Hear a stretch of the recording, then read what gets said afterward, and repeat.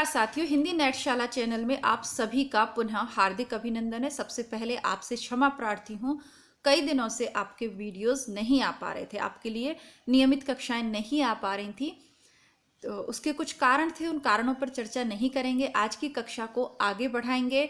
हम पढ़ रहे थे हिंदी साहित्य के इतिहास के अंतर्गत आधुनिक काल, और आधुनिक काल में भी नाटक एवं एकांकी गद्य विधा हमारी चल रही थी, अपनी समाप्ति की ओर है। इसके बाद हम उपन्यास गद्य विधा पढ़ेंगे। पढ़ने के दो तरीके हैं, एक है डिटेल में पढ़ना और एक है इसके प्रैक्टिस सेट्स लगाना। तो डिटेल में हम ये सब पढ़ चुके हैं, रामचंद्र शुक्ल की बुक से पढ़ चुके हैं, सरस्वती पांडे, गोविंद पांडे पढ़ चुके हैं, और नए विद्यार्थियों के साथ सरल इतिहास भी पूरा पढ़ चुके हैं। अब बारी आती है अपने पढ़े हुए का मूल्यांकन करने की।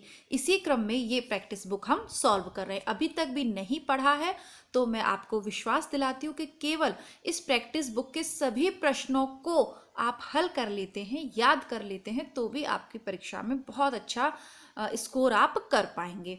बातें बहुत सारी हो गई, आइए कक्षा को प्रारंभ करते हैं। आज का पहला और नाटक एवं एकांकी गद्य विधा का 356वां प्रश्न है। सच है, वीरता जब भागती है तब उसके पैरों से राजनीतिक छलछंद की धूल उड़ती है। यह कथन प्रसादकृत किस नाटक का संवाद है? तो यह ध्रुव स्वामिनी नाटक का संवाद है।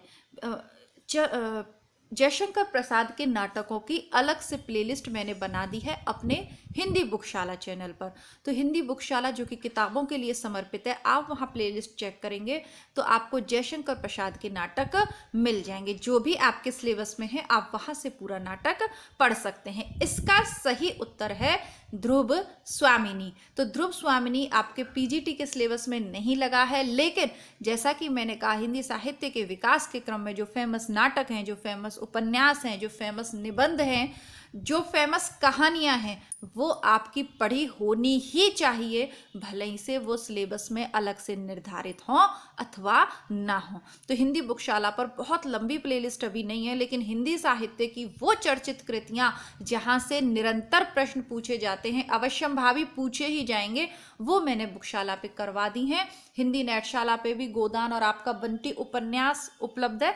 तो दोनों चैनल्स की प्लेलिस्ट आप लोग चेक करते रहिएगा। आगे बढ़ते हैं, अभी समय है, डिटेल में पढ़िए और फिर साथ में ये प्रैक्टिस सेट्स भी लगाइएगा। इनमें से नाग बोरस द्वारा लिखित नाटक कौन सा है? खूबसूरत बहू, योर्स फेथफुली, यमगाथा और अमृत पुत्र।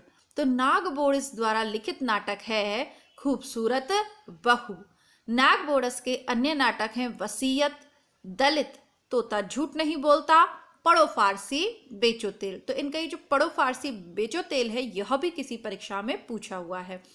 देखिए, जीआईसी पीजीटी में वह प्रश्न पूछे जा रहे हैं। यूपी वाले जो विद्यार्थी, चाहे टीजीटी पीजीटी किसी की भी तैयारी कर रहे हो, या यूपी असिस्टेंट प्रोफेसर के लिए आप चैनल से जुड़े हो, ध्यान रखिएगा कि जो चर्चित कृति है उसको तो पूछ ही लेगा, लेकिन यूपी वालों का ध्यान परीक्षा ऐसी सेट करने पे ताकि नकल ना हो, तो वो उन कृतियों को पूछ रहा है जो प्रसिद्ध नहीं हैं। उत्तरायण किसकी कृति है? राम कुमार वर्मा की है। राम कुमार वर्मा की एकांकी जो है बादल की मृत्यु, पृथ्वीराज की आंखें, अधिकांश पूछी जाएंगी, पूछी जाती रही हैं पिछले पेपरों में, लेकिन अब वो नहीं पूछेगा। अब पूछेगा उत्तरायण किसकी कृति है? राम कुमार वर्मा की। ध्यान दीजिएगा, आपको ये कृतियां याद करनी पड़ेंगी। ट्रिक से करिए, जैसे भी करिए, बट याद करनी पड़ेंगी, ठीक है? और ये सब मिल जाएंगी। आप ये कभी अगर मैं व्याख्या नहीं पढ़ती हूँ तो पिछले प्रैक्टिस सेट्स में सब करवा चुकी हूँ, और ये आपकी जो एक वाक्य वाली जो किताबें हैं, जैसे सरस्वती पांडे है या पुनीत रॉय, जो भी आपके पास है उसमें ये सब डिटेल दी हुई है, ठीक? उत्तरायण किसकी कृति है? नहीं है तो प्लेलिस्ट में उपलब्ध है। उत्तरायण किसकी कृति है? राम कुमार वर्मा की। हिंदी में सर्वप्रथम पश्चिमी नाट्य विधान को ध्यान में रखकर बादल की मृत्यु एकांकी की रचना इन्होंने की थी। इनके द्वारा रचित अन्य कृतियां हैं चित्ररेखा, चंद्रकिरण, राजरानी, सीता, पृथ्वीराज की आंखें, एकलव्य, उत्तरायण, साहित्य शास्त्र, संकेत, आकाशगंगा इत्यादि। निम्नलिखित में से कौन सी रचना एकांकी है? सुहाग के नुपुर, परिंदे, गुल की बन्नो और नदी प्यासी है। तो नदी प्यासी थी, यह धर्मवीर भारती की एकांकी है। सुहाग के नुपुर, ये तो उपन्यास है, अमृतलाल नागर का है, बहुत सी परीक्षाओं के सिलेबस में है। गुल की बन्नो, ये धर्मवीर भारती की कहानी है। और परिंदे कहानी आधुनिक साहित्य की फेमस कहानी है, निर्मल वर्मा की कहानी है।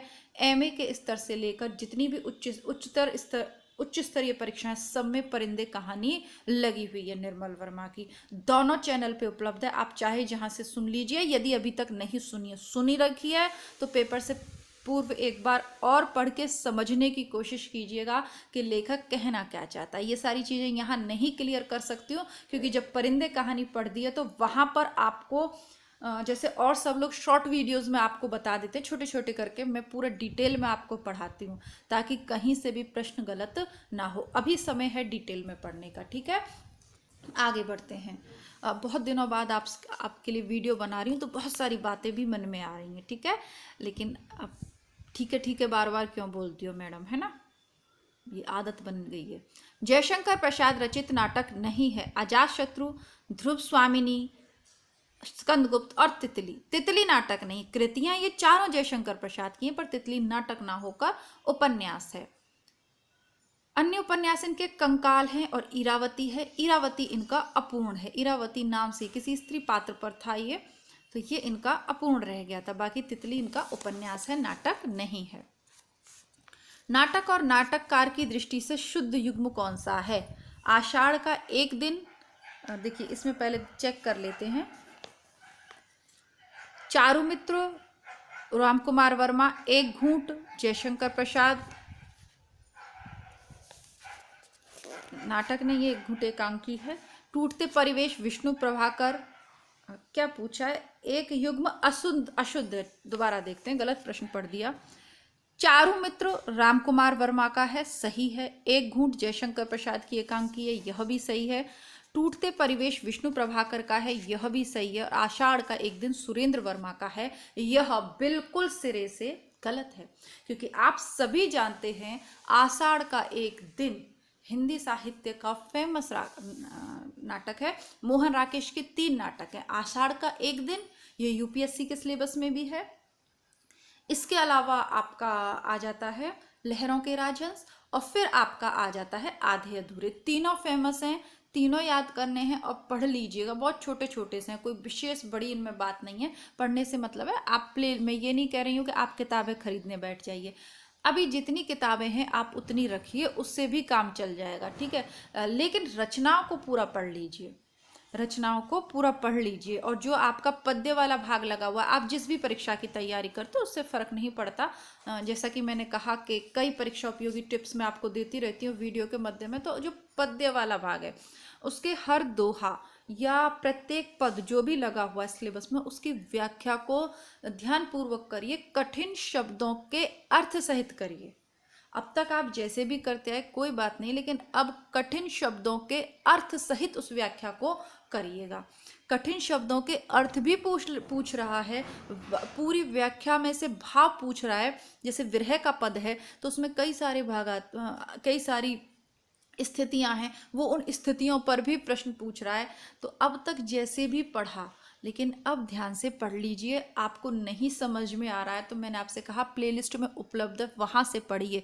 आप वीडियो की लेंथ देखते हैं, ये वीडियो कितने मिनट का है? अच्छा, इस मैडम ने तो 20 मिनट में करा रखा है, ये तो बेकार मैडम है। अच्छा, इन्होंने 5 ही मिनट में करवा रखा है। अच्छा, ये वीडियो चलो 5 मिनट वाला देख लेते हैं। ये आपके एंटरटेनमेंट के लिए नहीं है।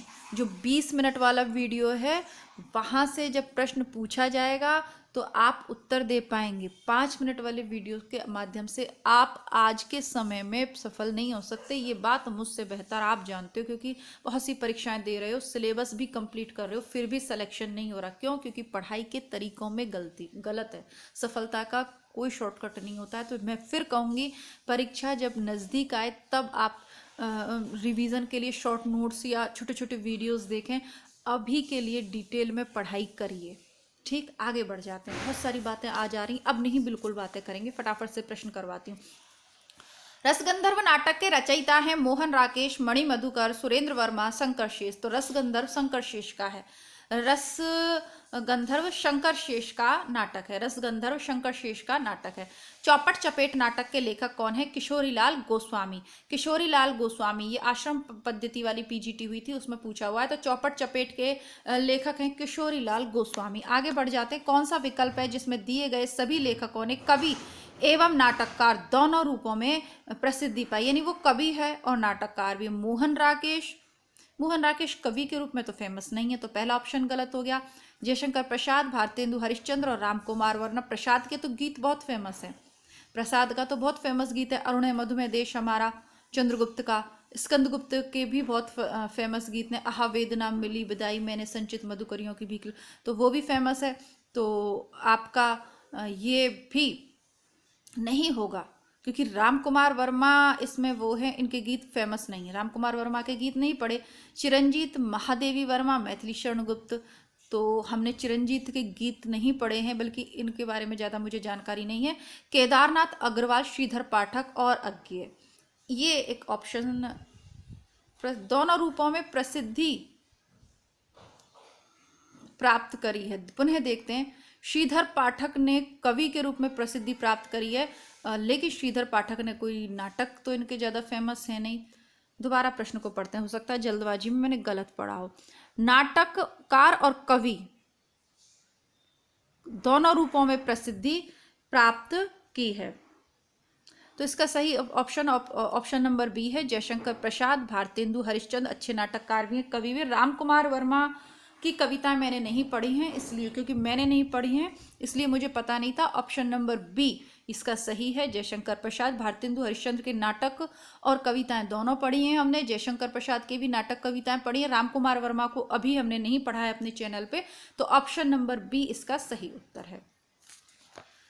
रेडियो नाटककार के रूप में कौन सा लेखक अधिक प्रसिद्ध है? चिरंजीत। रेडियो नाटककार के रूप में चिरंजीत अधिक प्रसिद्ध हैं, इनके द्वारा रचित नाटक तस्वीर, उसकी, अभिमन्यु, चक्रव्यूह में आदि हैं। तो चिरंजीत को देखना पड़ेगा, क्योंकि चिरंजीत के बारे में बहुत ज़्यादा जानकारी मेरी नहीं है, अभी मैंने नहीं पढ़ा है इनको। कबूतर खाना किस एकांकीकार की रचना है? तो जगदीश चंद्र माथुर की है। जगदीश चंद्र माथुर की अन्य एकांकियां हैं कबूतर खाना, भोर का तारा, रीढ़ की हड्डी, मकड़ी का जाला। तो इनका भोर का तारा, रीढ़ की हड्डी खूब पूछी जाती है, लेकिन कबूतर खाना भी पूछ लिया है, क्योंकि ये कहाँ पूछा हुआ है, ये पीजीटी पेपर में पूछा हुआ है। नाटक का अभिनय रंगमंच के जिस अगले स्थान पर होता है उसका क्या नाम होता है? रंग शीर्ष, शीर्ष स्थान, अग्रस्थान। रंगस्थल, रंगपीठ, नेपथ्य तो पर्दे के पीछे होता है, तो जिस अगले स्थान पर होता है उसे कहते हैं रंग शीर्ष। मूलतः रंगमंचीय प्रयोगों को दृष्टि में रखकर लिखा गया इसमें से सर्वश्रेष्ठ हिंदी का नाटक कौन सा है? मूलतः रंगमंचीय प्रयोगों को दृष्टि में रखकर लहरों के राजहंस। लहरों के राजहंस 1963 में लिखा गया था, और रंगमंचीय प्रयोगिता की रंगमंच पर उसको खेला जा सके। नहुष, सिंदूर की होली, रक्षाबंधन, ये नहीं लिखे गए हैं, लेकिन मोहन राकेश के नाटक देखिए, आषाढ़ का एक दिन का भी खूब मंचन हुआ है, यूट्यूब पे आपको ढेरों वीडियो मिल जाएंगे, है ना। तो लहरों के राजन से इनके नाटक फेमस क्यों हुए? चाहे आधे अधूरे, आधे अधूरे नाटक अभी हम पढ़ेंगे, नेट के सिलेबस में भी है, कई परीक्षाओं के सिलेबस में। इनके नाटकों की विशेषता क्या है? रंगमंच की दृष्टि से बहुत सफल हैं। आधे अधूरे में तो केवल एक पात्र ही है, एक पुरुष पात्र चारों पुरुष पात्रों का कैरेक्टर प्ले करता है। आगे मोहन राकेश ने ये लिख रखा है, जुनेजा और जो भी सिंघानिया जो भी बनेगा, जगमोहन वगैरह, वो एक पात्र ही प्ले कर देता है, और एक ही कमरे के दृश्य हैं तो इजीली हो जाते हैं। जयशंकर प्रसाद के नाटक रंगमंची दृष्टि से सफल नहीं है। यूपीपीएससी डिग्री कॉलेज के एग्जाम में इसको पूछा हुआ है। हिंदी का पहला प्रतीक धर्मी नाटक कौन सा है? कामना। जयशंकर प्रसाद द्वारा रचित कामना प्रतीक धर्मी नाटक है। यह संस्कृत के प्रबोध चंद्रोदय की भांति अन्य उपदेशिक नाटक है। इसमें भावनाओं को नाटकीय पात्रों का रूप दिया गया है। प्रतीक धर्मी है, नए, ठीक है, एक तरीके से छायावाद होता है ना, उसी तरीके का प्रतीक बना दे। जैसे लज्जा को आपको कामायनी में लज्जा बिल्कुल स्त्री रूप में दिखाई देती है, दिखाई है कि लज्जा आके उससे ये कहती है, नारी तुम केवल श्रद्धा। तो बस ऐसे ही इसको भी प्रतीकों के रूप में मन की भावनाओं को व्यक्त किया गया है। किसमें? कामना में। आगे बढ़ते हैं। चंद्रावली नाटिका के रचयिता कौन है? भारतेंदु हरिश्चंद्र की है, फेमस है, यूपी में खूब पूछी हुई है। प्रसाद के नाटकों के प्रथम श्रेष्ठ समीक्षक कौन है? नंद दुलारे वाजपेयी। नंद दुलारे वाजपेयी को समन्वयशील, स्वच्छंदतावादी, सौष्ठववादी आलोचक माना जाता है। इन्होंने सर्वप्रथम छायावाद को मानवीय और सांस्कृतिक प्रेरणा के रूप में व्याख्यायित किया। क्या किया? मानवीय और सांस्कृतिक प्रेरणा के रूप में छायावाद को सर्वप्रथम इन्होंने ही व्याख्यायित किया। सौष्ठववादी हैं ये। अपने कुकर्मों का फल चखने में कड़वा परंतु परिणाम में मधुर होता है। चखने में तो कड़वा पर परिणाम में मधुर होता है, यह कथन है भट्टार्क के। तो आपके सिलेबस में लगा हुआ होगा, यूपीपीएससी डिग्री कॉलेज के सिलेबस में स्कंदगुप्त नाटक लगा हुआ है भाई, चंद्रगुप्त स्कंदगुप्त, तो पूरा पढ़िएगा। इसी तरीके की पंक्ति आ रही है। अब आप लोगों के लिए क्या है कि गोदान का एक वीडियो रात को 11 बजे मैंने अपलोड किया। एक्चुअली 2 दिन से मैं वीडियो अपलोड कर रही हूँ गोदान का, लेकिन मैं जितने सरलता, अब गोदान हम इसी चैनल पे हिंदी नेटशाला पे पूरा पढ़ चुके। वो वीडियो मैंने बुकशाला पे अपलोड किया था, 10-15 लोगों ने देख भी लिया, बट मैंने उसे डिलीट कर दिया क्योंकि मैं जिस तरीके से उसे करना चाह रही हूँ कि आप बस वो 2-3 क्लासेस ऐसी चाह रही हूँ मैं गोदान की कि आप वो 3 क्लासेस देख लो तो पूरी बुक का रिवीजन हो जाए, कोई भी कथन और पंक्ति छूटे नहीं, चरित्र चित्रण भी उसमें आ जाए, सब कुछ उसमें आ जाए। लेकिन जब उस वीडियो को अपलोड कर दिया मैंने, फिर मुझे लगा कि नहीं ये और अच्छा हो सकता है, तो फिर उसको डिलीट कर दिया मैंने। रात के 11 बजे तक मैं जगी और उसके बाद सुबह उसको अपलोड भी हो गया और सुबह उठ के डिलीट कर दिया। ठीक है, तो मेरी योजना बिल्कुल, अब कई दिनों का आपका जो है बीच में गैप हो गया, और जैसा कि मैंने कहा मुझे बहुत सारी आप लोगों से बातें भी करनी है, तो अब थोड़ा सा रेगुलर रहेंगे हम, है ना। कई कारण हैं, तो उन पे तो क्या जाओ, हम सब सामाजिक प्राणी हैं, बहुत चीज़ें हम लोगों की ज़िंदगी में चलती रहती हैं। बट अब आपकी क्लासेस नियमित तो आएंगी, तो दोनों चैनल्स को आप चेक करते रहिएगा। जैसे ये इस पे आ रहा है तो रीतिकाल, क्योंकि अंत करवाना है मुझे प्रैक्टिस सेट्स का, तो आदिकाल भक्तिकाल दोनों हो गए, रीतिकाल भी अपने अंत की ओर है हिंदी बुकशाला पर। रीतिकाल के प्रैक्टिस सेट भी मैं शाम तक, दोपहर तक ही आपको मिल जाएगा, मेरा प्रयास रहेगा कि मिल जाए। ये तो एक्चुअली मैं अभी काम करते हुए, क्योंकि ये ठान लिया कि अब बहुत दिन हो गए आप लोगों से दूर हुए, पुनः आपसे मिलना है, तो बस काम करते हुए बीच में काम छोड़ के आपके लिए वीडियो बना रही हूँ। तो ये जैसे ही थोड़ा सा व्यवस्थित करके पुनः आपके लिए रीतिकाल का वीडियो बना के बुकशाला पर डाल दूंगी। दोनों चैनल्स चेक करते रहिएगा आप लोग। अब अपने कुकर्मों का फल चखने में कड़वा, परिणाम में मधुर होता, भट्टार्क का कथन है। अब ये आप इस तरीके के स्कंदगुप्त 1928 में लिखा गया था, तो इनको रट नहीं सकते, पूरा पढ़ लीजिएगा। मेरी समझ से तो मेरे शरीर की धातु मिट्टी है, जो किसी के लोभ की सामग्री नहीं, और वास्तव में उसी के लिए सब धातु अस्त्र बनकर चलते हैं, लड़ते हैं, टूटते हैं और फिर मिट्टी होते हैं। ये हिंदी के किस नाटक में आया हुआ संवाद है? स्कंदगुप्त में। धातु सेन का है, धातु सेन है ना, धातु, शरीर की धातु मिट्टी है, इसका नाम ही धातु सेन है।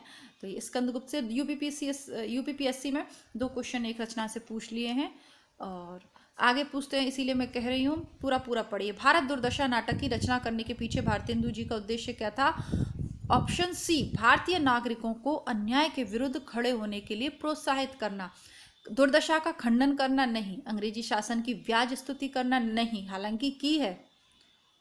अन्य देशों की दुर्दशा से तुलना करके दिखलाना कि भारतवर्ष औरों से कितना बेहतर है, यह भी नहीं। मूल, हालांकि ये तीनों प्रसंग उसमें हैं, पहला वाला नहीं है, दुर्दशा का मंडन किया है इन्होंने, खंडन किया, जो भी है, मतलब ऑप्शन में चारों हैं, चारों ऑप्शंस का वर्णन उसमें है, लेकिन मूल भाव यह है कि भारतीय नागरिकों को अन्याय के विरुद्ध खड़े होने के लिए प्रोत्साहित कर रहे हैं। अन्य हिंदी नाटककारों की अपेक्षा भारतेंदु हरिश्चंद्र की विशेषता क्या थी? ठेठ बनारसी बोली का उन्मुक्त प्रयोग, रचना, मंच, निर्देशन, अभिनय, विज्ञापन और मूल्यांकन से जुड़ा होना, नाटकों की रचना समान मात्रा में गद्य पद्य में करना, क्या विशेषता रही थी? या हिंदी नाटकों को पारसी मंच पर खेले जाने में सहयोग देना। तो ये बहुत नाटककारों के उद्देश्य थे, लेकिन भारतेंदु की विशेषता ये थी कि वो रचना भी करते थे, उसका मंचन भी करते थे, निर्देशन, अभिनय, विज्ञापन और मूल्यांकन सभी प्रोसेस में वो पूरी तरीके से भाग लेते थे, ऑलराउंडर थे आप कह सकते हो। एक जमाने में नाटकों के असंभव समझे जाने वाले दृश्यों को भी आज की वैज्ञानिक तकनीक से मंचों पर प्रस्तुत करना सुगम हो चुका है। फिर भी प्रसाद के नाटकों, विशेषतः उनके स्कंदगुप्त नाटक को मंचाभिनय अभी भी लोकप्रिय नहीं हो पाया, क्योंकि नाटक देखने वाली जनता प्रसाद के नाटकीय संवादों की भाषा के स्तर तक नहीं पहुंच पाई। दृश्य जल्दी बदलने पड़ते हैं, पात्रों की अचानक उम्र बढ़ गई होती है, अभिनेता अभिनेत्राओं की पोशाकें नए पुराने जमाने की, ये सब नहीं, क्योंकि जनता, देखिए प्रसाद के जो नाटक हैं क्लासिक चीज़ है। प्रसाद के नाटकों में संस्कृत के शब्दों का प्रयोग है। धीर गंभीर बातों को संस्कृत शब्दावली से मेरा मतलब उन्नत हिंदी में कहा गया है। और नाटक कौन से फेमस होते हैं? जहाँ देशी भाषा में होते हैं ना, जो सामान्य जनता को समझ में आते हैं। हिंदी हो पर सरल हिंदी हो। तो ऑप्शन सी इसका सही उत्तर है। हायर एजुकेशन एग्जाम में पूछे हुए भारतेंदु कृत कौन सा नाटक अनुदित रचना है? तो विद्या सुंदर एक अनुदित रचना है। आपकी क्लास हो सकता है आज उतनी अच्छी नहीं हो पाई हो, फिर भी प्रयास मैंने किया है रेगुलर रहने का। कई सारे प्रश्न हमने आज की कक्षा में सॉल्व कर लिए, बाकी के करेंगे हम आगे वाली कक्षा में, क्योंकि आप इस पे पढ़ेंगे और हिंदी बुकशाला पे पढ़ेंगे, प्लेलिस्ट से रचना पढ़ेंगे, इतना बहुत है। और मिलती हूँ आपसे पुनः हिंदी बुकशाला चैनल पर। तब तक के लिए नमस्कार, धन्यवाद, जय हिंद।